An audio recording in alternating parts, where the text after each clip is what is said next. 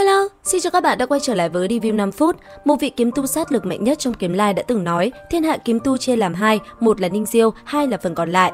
Điều đó khẳng định rằng thiên phú kiếm thuật của nàng là vượt ngoài sự miêu tả của ngôn ngữ, đến mức các từ như thiên tài, thiên kiêu hay yêu nghiệt nếu dùng để nói về Ninh Diêu thì đều là đang hạ thấp nàng, sỉ nhục nàng. Về ngoại hình, có thể nói Ninh cô nương như một thanh kiếm tuyệt thế. Nếu so sánh sắc đẹp như ngoại hình, sự sắc bén như anh khí của Ninh cô nương mà nói, thì người ngoài nhìn vào sẽ bị sự sắc bén của thanh kiếm chiếm lấy toàn bộ suy nghĩ và tâm trí mà khó có thể chú ý đến ngoại hình của thanh kiếm tuyệt thế này.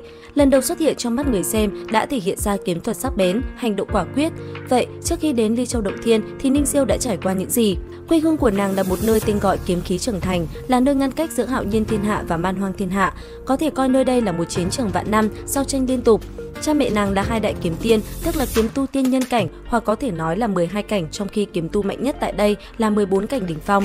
Mặc dù như vậy, nhưng hoàn cảnh của Ninh Diêu tại quê hương không tốt lắm. Nơi nàng sống là Ninh Phủ, trong phủ chỉ có 3 người, là một lão nhân trong cửa, một lão mama và Ninh Diêu. Sở dĩ như vậy là bởi vì cả cha lẫn mẹ nàng đều bỏ mình trong một trận chiến với yêu tộc, chiến tử vì âm mưu, nhưng người tại đây lại trách ba mẹ nàng vô dụng, từ đó mà họ cô lập coi thường nàng. Mồ côi từ nhỏ, không thầy không cha, thế nhưng thiên phú luyện kiếm của Ninh Diêu quá tốt, đến mức khiến cho thời gian tu luyện không bao lâu mà nàng đã bị ám sát đến 2 lần. Kẻ địch quá sợ hãi trước sự tiến bộ nhanh chóng của Ninh Diêu, sau đó nàng rời quê hương là kiếm khí trưởng thành, đi khắp hạo nhiên thiên hạ. Điểm dừng chân cuối cùng trong chuyến hành trình này là Ly Châu Động Thiên, nơi có Trần Bình An. Khi này, Ninh Diêu 17 tuổi, Trần Bình An 15 tuổi. Quả là ở bên định mệnh mới bộc lộ con người thật. Tại đây, nàng mới thể hiện ra tâm hồn thiếu nữ, hành động nữ tính, suy nghĩ kiểu nữ nhân. Một số câu thoại điển hình của Ninh Diêu phải kể đến. Trần Bình An, người ưa thích ta đúng không? Trần Bình An, người ưa thích ta một chút xíu như này có hay không? Ta Ninh Diêu một cánh tay có thể đánh 100 cái Trần Bình An. Trần Bình An, Trần Bình An. Có thể nói, nàng đã cùng Trần Bình An đồng sinh cộng tử ngay từ rất sớm. Đầu tiên là trong lúc bản thân đang trọng thương, nhận thấy hắn đi trả thù liền nhanh chóng chỉ điểm cách đối phó với người bên ngoài đến. Đây có thể coi là trận chiến sinh tử đầu tiên trong đời của Trần Bình An. Lần sau là cùng Trần Bình An đối phó với dị thú Bản Sơn Viên, hộ sơn cung phụ phái chính Dương Sơn. Con dị thú này mạnh cỡ nào? Võ phu có 11 cảnh thì lực bộc phát mạnh nhất của nó là 10 cảnh. Luyện khí sĩ có 14 cảnh thì nó đang là 10 cảnh đỉnh phong, cũng chính là Nguyên Anh cảnh. So với Ninh Diêu 4 cảnh luyện khí, Trần Bình An miễn cưỡng coi như 2 cảnh võ phu, cho nên nếu không phải hai vợ chồng nhà này cực ăn ý thì phim 1 là đổi tên, 2 là kết ở tập 3. Trận chiến thứ 3 mà cả hai cùng nhau trải qua cũng là trận chiến cuối cùng mà nằm bên cạnh Trần Bình An trong hành trình của mình ở lần du lịch hạo nhiên thiên hạ lần này. Chắc hẳn chúng ta sẽ chứng kiến trận chiến này trong tập 13 phim hoạt hình, và đây cũng là trận chiến ngang sức ngang tài, hấp dẫn nhất trong giai đoạn cả hai vẫn còn là thiếu niên thiếu nữ. Mặc dù đối thủ lần này chỉ là một thiếu niên cũng cùng độ tuổi với Trần Bình An, nhưng thân thế lại cực lớn. Kiếp trước, gã là thần linh, kẻ đứng đầu trong lôi bộ, hắn chuyển thế mà vẫn còn ký ức, còn kinh nghiệm chiến đấu. Hắn tên Mã Khổ Huyền, kẻ này ban đầu được tác giả xây dựng làm nhân vật đối trọng với Trần Bình An, có thể coi như là một trong các phản diện chính của kiếm lai. Trần Bình An thì vẫn còn bị thương sau trận đánh với Bản Sơn Viên, Ninh Diêu còn không thể đi được mà phải để Trần Bình An cõng trên lưng. Chạy trốn là điều không thể, chỉ còn cách đối đầu trực tiếp, hung hiểm thập phần. Lần này, chiến thắng là do tâm tính cứng cỏi, quan sát tỉ mỉ, ứng biến nhanh chóng và quyết định là một vật gọi là áp quần đao, tín vật định tình giữa ba mẹ Ninh Diêu. Vật ấy đã được Ninh Diêu trao cho Trần Bình An ngay trước trận chiến. Vậy là kết thúc hành trình của Ninh Diêu kiếm tiên tại Ly Châu Động Thiên. Sau khi cùng đoàn kiếm tu từ Bắc Câu Lưu Châu đi đến kiếm khí trưởng thành, cho đến khi gặp lại Trần Bình An, thì trong khoảnh khắc thời gian này, Ninh Diêu vẫn chưa đột phá đến kim đan cảnh.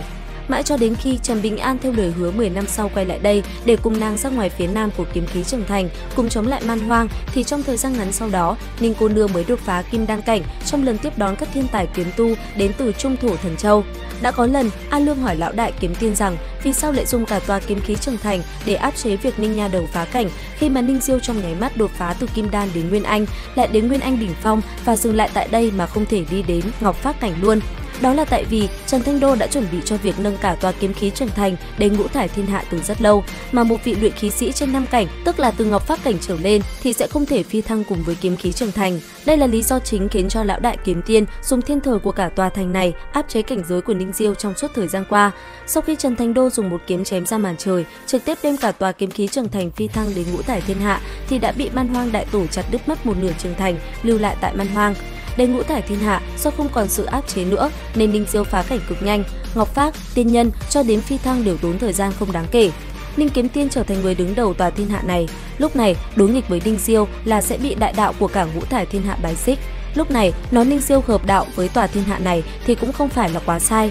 Chiến tích nổi bật nhất lúc này của nàng là tay cầm tiên kiếm Thiên Chân cùng với Trầm Bình An kiếm tu Ngọc Phát Cảnh, võ phu 10 cảnh Quy Chân, Thôi Đông Sơn tiên nhân cảnh luyện khí sĩ, kiếm tu tiên nhân cảnh Khương Thượng Chân đối đầu trực tiếp và đánh hạ một lần binh gia tu sĩ 14 cảnh Ngô Xương Hàng. Nên biết rằng trong thời gian này, một vị tu sĩ 14 cảnh là sự tồn tại cực khó bị tiêu diệt. Hơn nữa, Ngô Xương Hàng lại là một vị tu sĩ hợp đạo nhân hòa, đây có thể tạm coi là loại hợp đạo mạnh nhất trong 3 loại hợp đạo là địa lợi, thiên thời và nhân hòa. Về sau này, trong thời gian Tam giáo Tam tổ tán đạo thì Ninh Diêu đã bế quan và đột phá 14 cảnh, trở thành một vị thuần túy kiếm tu 14 cảnh. Chiến tích 14 cảnh lần này của nàng là cùng với Trầm Bình An, kiếm tu tiên nhân cảnh, võ phu 10 cảnh Quy Chân, một nửa cái một toàn lực triển khai thần tính, kiếm tỷ ra trận. Binh gia tu sĩ 14 cảnh Ngô Xương Hàng, hai cái tiên nhân cảnh quen thuộc là Thôi Đông Sơn và Khương Thượng Chân đánh nhau tại chiến trường là trong bụng của ma đạo cự pháp Trịnh Cư Trung, là một người có âm thần, dương thần, bản tôn đều đã 14 cảnh. Ninh Diêu phụ trách chặn đường, kẻ địch lần này là binh gia Sơ Tổ, Khương Xá, võ phu duy nhất 11 cảnh, binh gia tu sĩ 14 cảnh. Kết quả là Khương Xá binh giải, mất đi xác thân, mất đi vị cách binh gia Sơ Tổ. Trận chiến này quả thực ác liệt đúng không các bạn? Như vậy, trên đây là các cảnh giới và trận chiến đặc sắc tương ứng của Ninh Diêu. Ngoài ra, còn một vài lần Ninh Diêu ra tay, ví dụ như trảm phi thăng cảnh thủy vật tại Âm Ti hay vượt châu ra kiếm đoạn nhân duyên giữa Trầm Bình An và Hạ Tiểu Nương đều không đáng nhắc tới vì quá dễ dàng với nàng. Các bạn có yêu thích nhân vật này không? Cùng comment ý kiến dưới phần bình luận nhé. Video đến đây là hết. Xin chào và hẹn gặp lại!